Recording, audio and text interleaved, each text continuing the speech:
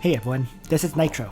So as promised, here is the preview video on the Enchant's Call battles.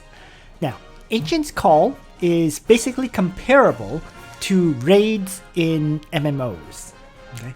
The fights are essentially about doing the maximum amount of damage to the enemy before your party of 6 characters dies to the enemy boss. So in these battles, you're aiming to get a certain rank with a maximum of S rank. The ranking is based on the amount of damage you do, and because it's about maximizing the amount of damage you do in these fights, each battle takes around 40 to 50 minutes. Enchant's Call will be released in November 28th with the Yulia and Omega banner. So there is still some time till its release. But I thought I would do this video now because A, you do need to start preparing the characters for it, and B, it's the next, PvE content that will be released in this game. Major PvE content, I should say. So, let's talk about why you would do Enchant's Call. The reason to do it is because the rewards for these fights is basically enchants for the new enchant system. Okay, if I open the rewards example, you can see you get some SSR items, some gold items, and then some silver items. These are boxes with the enchant items, and you're going to use these you'll open the boxes to get the enchant items, and you use these enchant items to enchant your character stats, right? For example, in this example here, you can see there's 3 enchant slots for each of these sections, and then another 5 enchant slots here. For these 3 enchant slots for every single part, this player chose to increase hit points, attack, and either magic defense or defense values, right? So you can see that, in total, he's given his Leonard an additional 607 hit points, 50 attack, 3 defense, and 45 magic defense. So you can kind of choose what enchant you want in each slot. So clearly he's gone for hit points and attack for every single slot, and then the final one was either defense or magic defense. Now, you can choose the enchant you want in these slots. However, the actual value is, as always, random, right? So you can see here, he managed to roll a 25 attack increase here, which is basically the max, and that's why it has that, the red icon, as opposed to a regular silver icon. So looking at this one here, all of these are just silver icons for the attack, so those are just regular attack value increases, and then this one was a max out, magic defense increase. So just like in any other enchant system, you'll have to re-roll multiple times to get the best values. Alright, so because of this new enchant system, that's why you would want to do Enchant's Call, to buff up your characters further. So, how does Enchant's Call work? Basically, Enchant's Call, there are 5 different bosses. And in the fight, the stats of the boss increases by 3% every turn, meaning it's kind of a race against time as you try to do as much damage as you possibly can to the enemy boss before your characters start dying. With these bosses, these 5 bosses, if you're playing the preferred faction, your characters actually get plus 100% stats. This means having the correct characters prepared is key, which is once again the reason why I'm doing this video now. In fact, the Chinese server apparently hated Enchant's Call when it was first released, because even whales didn't have the properly built characters for every boss, which meant not even whales could get S rank for all 5 fights at the start. So, with all that said, let's begin talking about the 5 bosses. And the first boss is Fenrir, the Fenrir Wolf. And Fenrir is one of the easier fights in this in Enchant's Call. In the way Fenrir's battle works is when you hit him with 6 different debuffs, you can activate a super buff by stepping on one of 4 tiles. these super buffs have different effects. And the super buff will allow you to do, like for example, extremely high damage to the Fenrir. So in that sense, the two factions for fighting Fenrir is the Dark faction and the Gizarov's new faction. I have no idea what it's called at this time. So those are the two factions. So clearly for this fight, Varna is actually the MVP character because of her aim and 1,000 arrows, right? Aim allows her to move forward, aim allows her to move onto one of the buffing tiles, right? Then attack, let's say, Fenrir with 1,000 arrows and then retreat. So that's what makes Varna really, really good for this fight. In addition, you know, Varna's buffing all your other characters' AoE attacks for increased damage really helps. Second is Jormungandr. And Jormungandr is another one of the easier fights. The main thing about this fight is that he apparently does fixed damage to your party. So as long as every single member in your party has the immunity to fixed damage, you'll be fine. So what gives immunity to fixed damage? Well, Meditation Ring, Bracer Emblem, and Swordsmith Medal. So most likely you'll have to build up several meditation rings if you haven't already, because they really, really help in this fight. The factions for this fight is Origins of Light and Meteor. So that's why, So immunity to fixed damage will be the key to this fight. Even you'd actually want to equip the meditation ring even on, let's say, melee physical attackers for this fight, because it's better to have slightly reduced stats and be able to have your character survive than have, you know, more damage but then end up having your characters die to the fixed damage. Alright, so the third fight then. The third fight is the Poison Dragon from Norse mythology. I have no idea how to pronounce it. Nidhogg. Nidhogg, right? So the way for this battle, the way this one works is that when killed, this Poison Dragon will spawn 12 plus slimes. Okay, the number of slimes depends on, like, I guess, the wave that of when you're killing this Poison Dragon. I think, for example, the first wave, he spawns 12 poison slimes. The second time you kill him, he spawns 12 poison slimes and 2 red slimes, and so on. Not exactly 100% sure how many slimes are spawned per wave, but that's really what you need to know.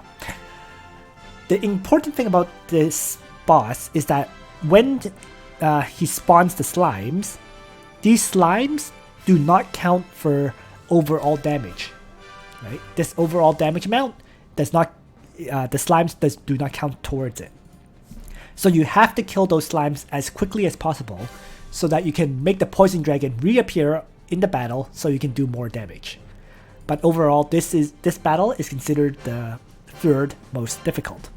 The factions for it is Princess Alliance and Yleth Legends. So generally speaking, you know, you'll have one of these two factions built up, so the battle should not be too difficult.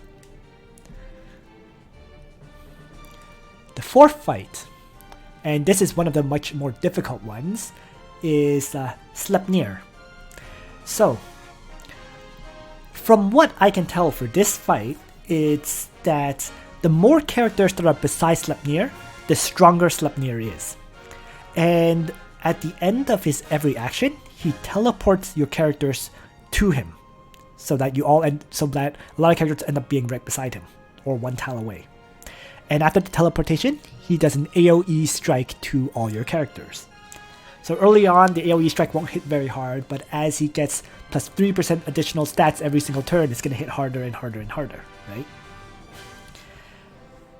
Because of him being stronger with more enemies next to him, Leon is actually incredibly important for this fight, because he can attack and retreat, and he can also use the smash skill to knock Sleipnir away.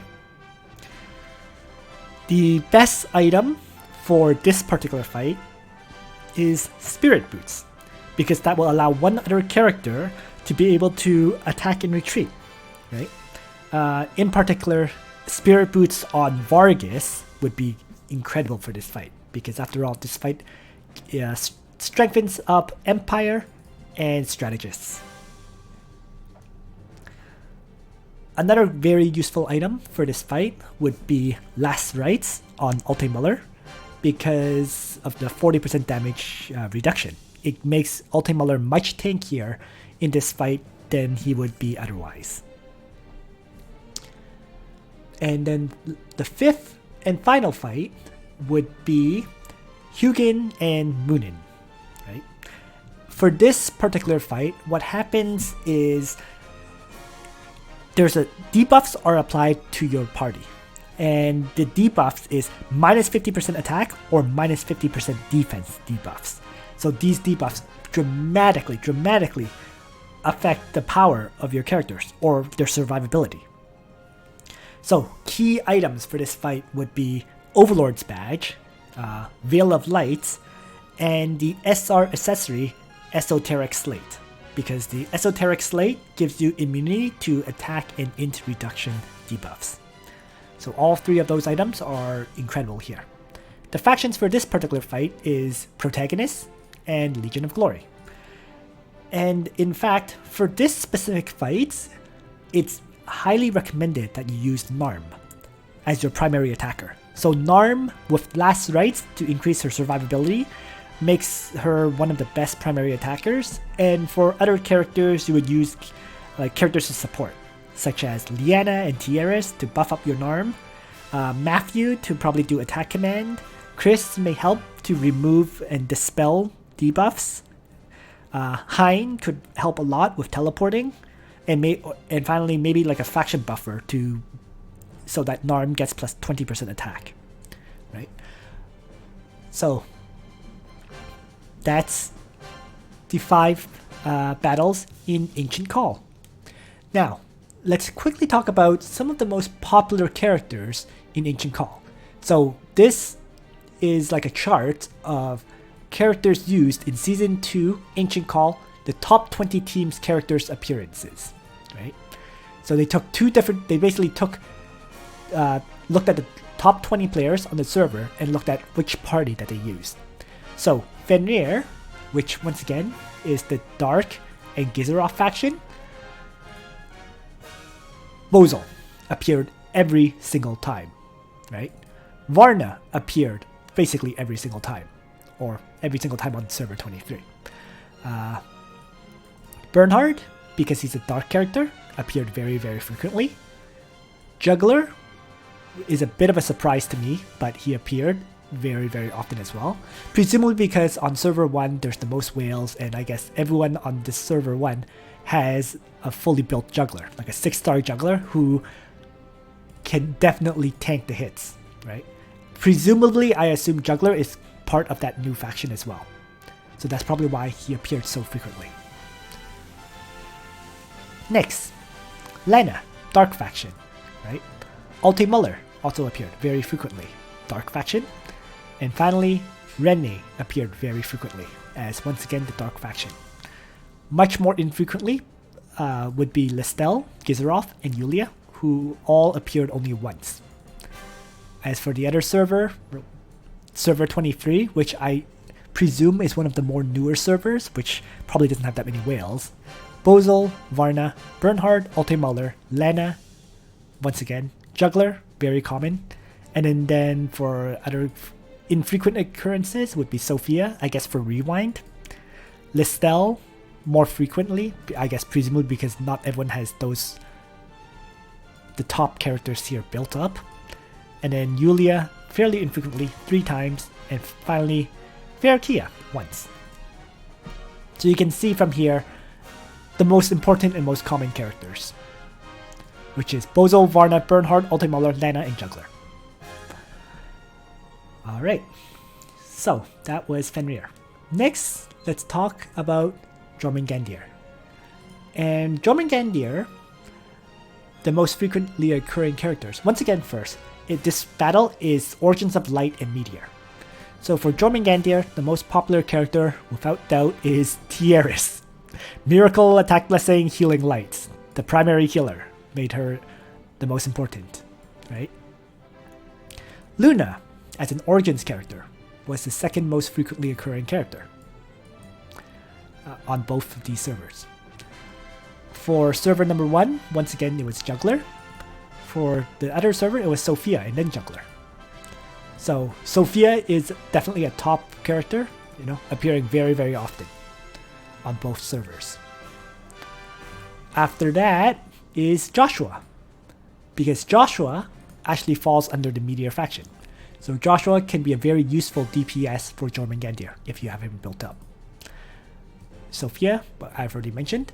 And then surprisingly, Claret, who has not yet been released on International, but Claret is considered one of the best damage dealers if you can build her up to 5 or 6 stars.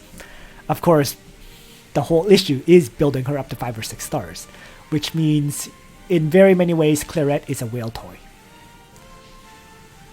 But if you don't have Claret, you can see Kirikaze was used very frequently as a good damage dealer. So was Lifany, Geralt and Layla, Angelina, Zerida, with more infrequently occurring. Same with Leonhard, pretty infrequent. And then surprisingly, Alastriel and Omega. So on the server 23, which presumably has far less whales, it was Tieris, Luna, Sophia, Juggler, Shuri as a Meteor faction character, Zerida as Meteor faction, Kirikaze, Narm, again because Narm is Meteor faction, and Claret, Lifany. So that just shows, it's almost like whoever falls under Origins or Meteor is used. But you can kind of see the most popular characters from server 1 and from server 23. So, third to be covered would be the Poison Dragon.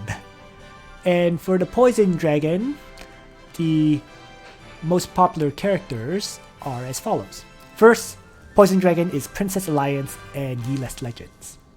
So, once again, Tieris, Liana, and Luna, all three, right, are used very, very frequently. Lana, as a Princess Alliance character.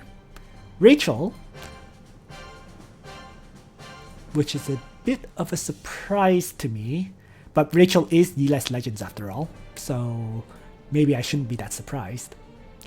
And then another surprise to me would be Lanford. Because, well, Lanford once again is Yeeless Legends, so I guess it makes sense.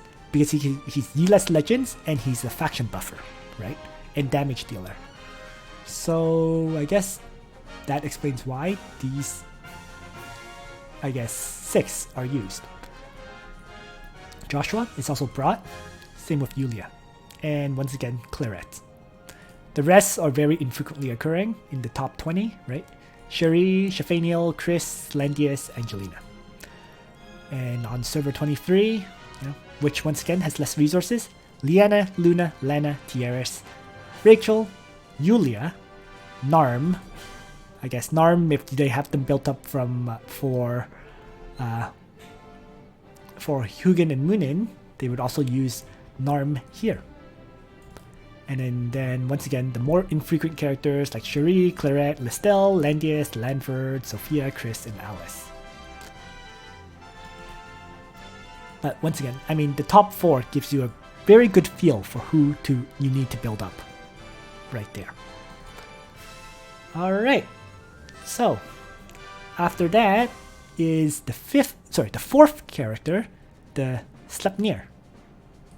So, with Sleipnir being, Empire and Strategist, this is much more common for people in general. And the characters used is Alice. 20 out of 20, everyone brought Alice. So clearly Alice is one of the top level healers, and she's almost always brought. Leon, because Leon can attack and retreat and smash and so on. Luna, as a strategist damage dealer. Alte Muller, as a faction buffer, right? Olivier as, a ranged attacker. and I guess healer. And then finally, less common would be Lanford, Vargas, Bernhard. On server 23, the server with less resources, Leon and Alice and Luna are basically keyed in once again. Same with Alte Muller. And then because they have less resources, they don't throw in characters like Lanford. Instead, they frequently use Vargas, Lyanna. Elwyn is brought occasionally as an Empire character, right? Imelda, and then Bernhard, Lanford, Varna, Waller.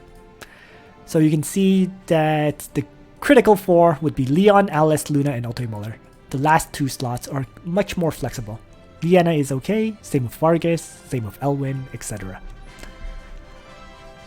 And last but not least will be the final boss, Hugin and Muninn, which is Legion of Glory and Protagonist. So, on the Whale server, server number 1, once again, Lyanna and Tieris, always brought. Landius, surprisingly, presumably, I guess, as a tank and faction buffer. Narm, which I mentioned was pretty much a must build, is brought. Matthew is a very frequently brought character, I'm guessing, because of attack command. Chris is a very common character as well, protagonist character, I guess, for probably Dispel, presumably, to remove debuffs, rather than damage dealing. And other than Chris, Sigma is brought along very frequently as well, which makes sense because Sigma can attack at 5 or 6 range. So that extreme range to attack the enemy, presumably with little or no retaliation, really helps. And surprising to me is that people brought Varna to this fight pretty frequently, 6 times in fact. The reason to bring Varna may just be because of mass attack in this fight, right? Because they don't have a faction buff for Narm, they probably use Varna instead for mass attack to keep Narm with plus 20% attack value. And also Varna can, toss out 1,000 arrows on a turn when she's not using mass attack, allowing her to do some damage and then retreat away from Hugin and Muninn. For the final 3, the more rarely brought characters, Alestriel, Elwyn, Rachel, and Shuri. On the non-whale server, server number 23, once again, Lyanna Tieris seems to be a must. In fact, Lyanna and Tieris seems to be used in almost practically every fight. So, getting them built up is important. Once again, Narm is the most common character for damage dealing. Chris, very frequently brought, because everyone has one. Elwyn is brought very often for Hugin and Muninn server. Presumably because, once again, they don't have that many characters built up, unlike server 1. Landius, pretty common, as a protagonist character, presumably. Matthew, for, I guess, faction buffing and attack command. The surprise to me was that Ledin appeared 6 times here. Tanks generally don't do very well in these battles, so Ledin being brought here presumably is more for, I guess, faction buffing than anything else. As for the rest, you can see Yulia, Alestriel, Rachel, Varna, Sakura, Lambda, Sigma, Shuri. It seems more like they kind of throw in whoever they have built up to 6 stars for those for these last few slots. So there you go. Alright, so that concludes everything I wanted to say pretty much about the Ancient Call. So this is more of a first look into Ancient Call, because I think it's just important for everyone to know what kind of characters that they should start focusing on leveling up in preparation for these 5 different bosses, right? Very commonly used seems to be Tieris, Luna, Lyanna, and Sophia, right? Juggler appears quite frequently. Narm seems to be a must bring for one of these bosses, Hugin and Muninn. And Sleipnir likes the Empire Strategist team. So, but nonetheless, overall, I think this gives you a good idea of the characters you need to build up for these 5 fights. So, thanks for watching everyone. I hope you found this information useful. And on that note, Nitro out.